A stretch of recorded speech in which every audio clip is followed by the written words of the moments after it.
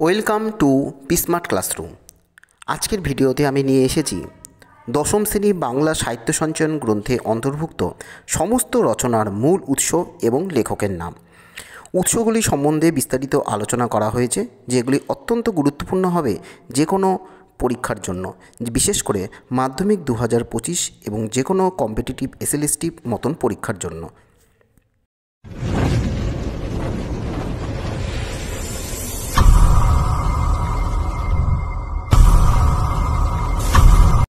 আজকে আমি দশম শ্রেণী বাংলা সাহিত্য সঞ্চয়ন গ্রন্থে অন্তর্ভুক্ত সমস্ত রচনা অর্থাৎ প্রবন্ধ, গদ্য, গল্প এবং কবিতা সমস্ত উৎস সম্বন্ধ নিয়ে আলোচনা করব।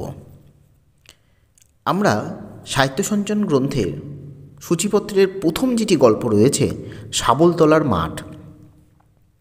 এই শাবলতলার মাঠটি লিখেছেন বিভূতিভূষণ বন্দ্যোপাধ্যায় এবং এই গল্পগ্রন্থটি মূল উৎস বিভূতিভূষণ বন্দ্যোপাধ্যায়ের উপলখণ্ড গল্পগ্রন্থ থেকে নেওয়া হয়েছে এবং যেটি প্রকাশিত হয়েছে 1945 খ্রিস্টাব্দে।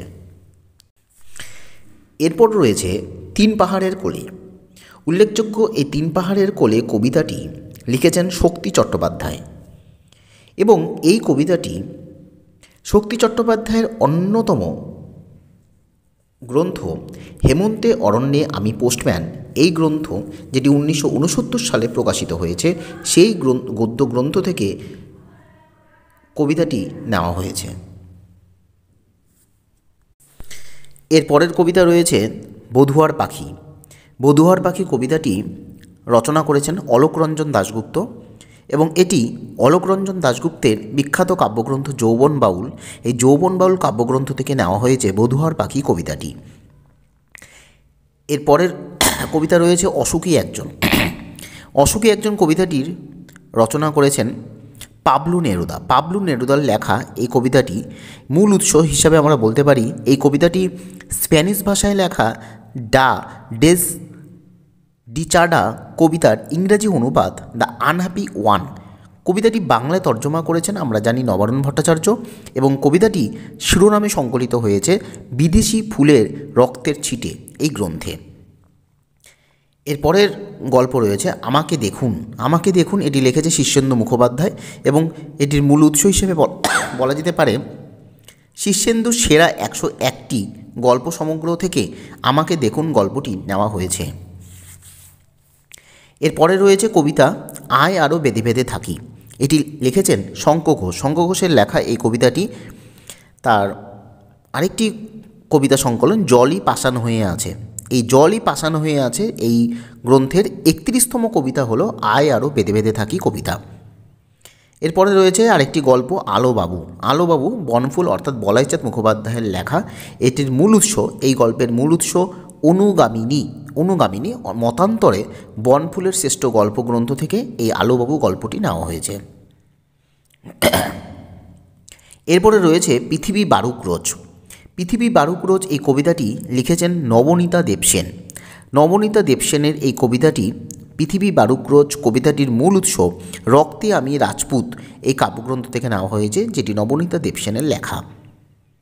এরপর আছে লোকমাতা রানী রাসমণি। এই গ্রন্থটি লিখেছেন সঞ্জীব চট্টোপাধ্যায়।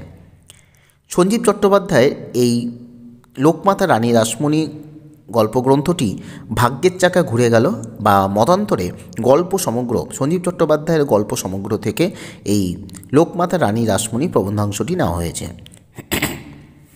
এরপরে রয়েছে আরেকটি প্রবন্ধ গ্রন্থ হারিয়ে যাওয়া কালিকলম। এই হারিয়ে যাওয়া কালিকলমটি লিখেছেন শ্রীপান্থ। শ্রীপান্থের এই প্রবন্ধ অংশটি কালি কলম মন এই গ্রন্থ, মতান্তরে কালি আছে কাগজ নেই, কলম আছে মন নেই, এই অংশ থেকে হারিয়ে যাওয়া কালি কলম প্রবন্ধটি নেওয়া হয়েছে। এর পরের গল্প রয়েছে ভারতবাসীর আহার। এই ভারতবাসীর আহার এটি লিখেছে সুনীতি কুমার চট্টোপাধ্যায়ের লেখা। সুনীতি কুমার চট্টোপাধ্যায়ের লেখা ভারতবাসীর আহার এর মূল উৎস রয়েছে অগ্রন্থিত সুনীতি কুমার রচনাংশ থেকে ভারতবাসীর আহার গল্প অংশটি নেওয়া হয়েছে সাহিত্য সঞ্চয়ন গ্রন্থে। এরপরে রয়েছে আরেকটি কবিতা পরশমণি কবিতা। পরশমণি কবিতাটি লিখেছেন চণ্ডীদাস। পরশমণি কবিতাটির মূল উৎস চণ্ডীদাসের পদাবলী গ্রন্থের 42তম কবিতা হল পরশমণি কবিতা। এরপরে রয়েছে সাঁঝ ভেসে গেছে। এই সাঁঝ ভেসে গেছে এই গল্পটি লিখেছেন সৈয়দ মুস্তফা সিরাজ।